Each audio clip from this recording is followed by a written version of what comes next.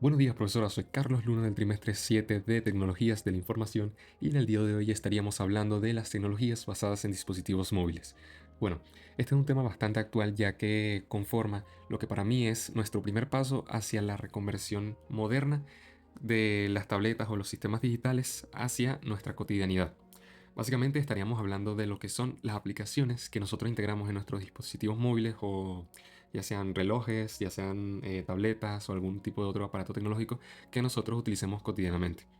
Estaremos viendo en esta presentación básicamente lo que son su origen, su impacto social y las áreas de aplicación, además de, por supuesto, las ventajas o desventajas que estos presentan en la actualidad.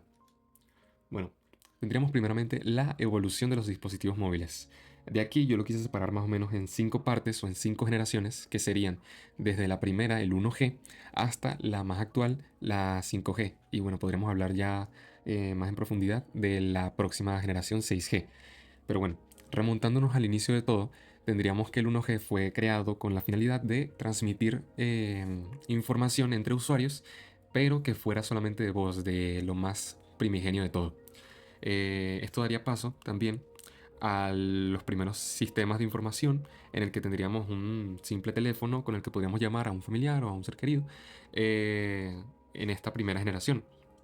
Una vez que pasamos a la segunda generación, ya tendríamos algo un poco más actual y más actualizado, como serían los mensajes de texto.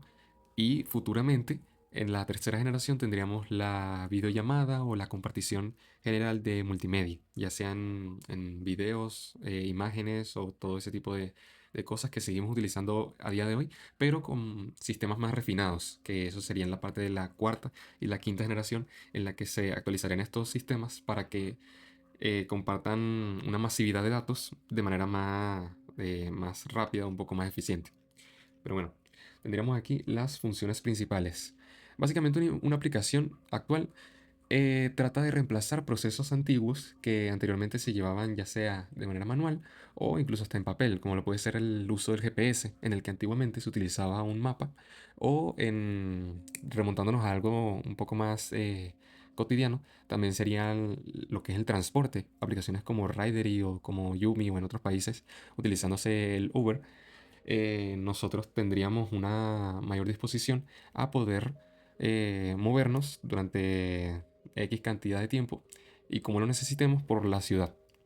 Y bueno, también existen otras aplicaciones de GPS como Waze o el propio Google Maps en el que podemos ver las calles desde otra perspectiva y esto facilita mucho tiempo y reduce mucho los tiempos de espera que teníamos con aplicaciones más arcaicas o un poco más antiguas.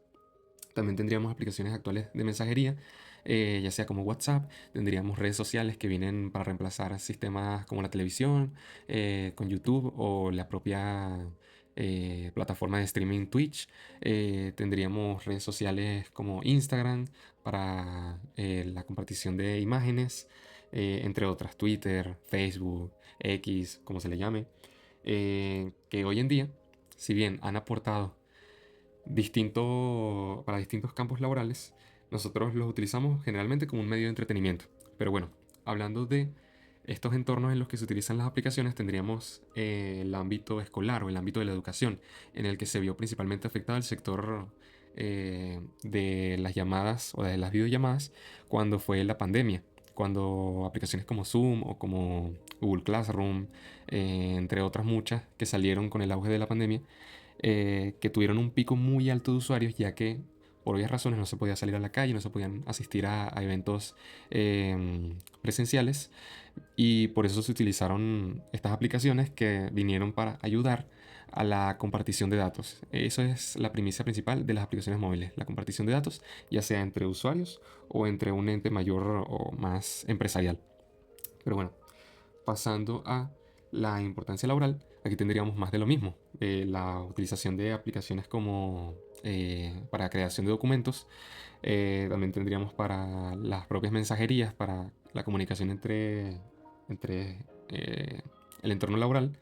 Y esto garantizaría un trabajo ágil y el teletrabajo, que es básicamente la utilización de estos sistemas de información para llevar a cabo una compartición de datos o de informes incluso entre distintos sectores de la empresa.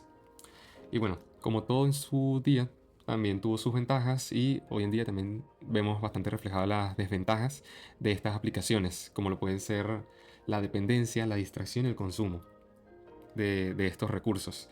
Que entre estos casos yo destacaría mucho la dependencia y la distracción, ya que el mal uso de estas tecnologías es lo que provoca una dependencia, un arraigo a no poder vivir sin estar pegado al teléfono, básicamente.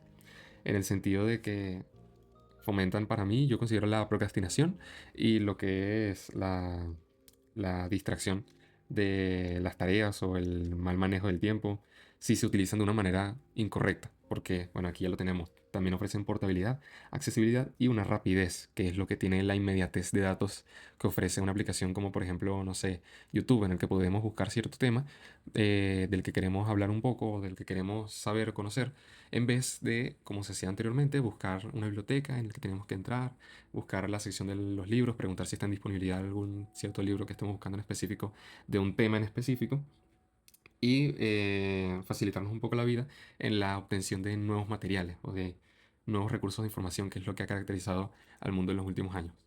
Y bueno, como conclusión tendríamos que su evolución constante facilita el acceso de la información, básicamente. O sea, en el sentido de que si no se utilizan de manera correcta estos sistemas o estas aplicaciones móviles, podemos agarrarles el lado malo del charco, en el sentido de que si nosotros no sabemos cómo utilizarlas, harán el efecto contrario al que estaban diseñadas para su creación.